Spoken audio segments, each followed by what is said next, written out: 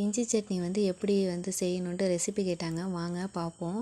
இஞ்சி வந்து medium size எடுத்து வச்சுருக்கேன், தோல் எடுத்துட்டு 2 துண்டு. அதுக்கப்புறம் வந்து மிளகாய், புளி, பூண்டு, சர்க்கரை, தாளிக்கிறது கடுகும் கருவேப்பிலையும். இப்போ வந்து மிளகாய் வந்து 10 வந்து 5 நிமிஷம் ஊற வச்சுருக்கேன் தண்ணியில், மிளகாவையும் புளியையும். வாங்க இப்போ போய் நான் வந்து மிக்சியில் வந்து அரைச்சிட்டு வந்துடலாம். வாங்க தேவையான அளவு உப்பு போட்டு மிக்சியில் அரைச்சிட்டு வந்தாச்சு. இப்போ வாங்க தாளிச்சிடலாம்.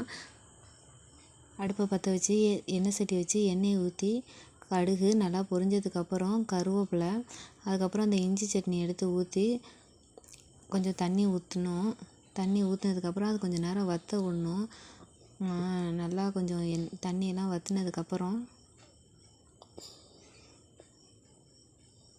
அவ்வளோதான், இஞ்சி சட்னி ரெடி ஆகிடுச்சு. இது உங்களுக்காக தான், நீங்கள் கேட்டிங்களா, உங்களுக்காக தான் ரெடி பண்ணியிருக்கேன். வீட்டில் ட்ரை பண்ணி பாருங்கள். தேங்க்யூ.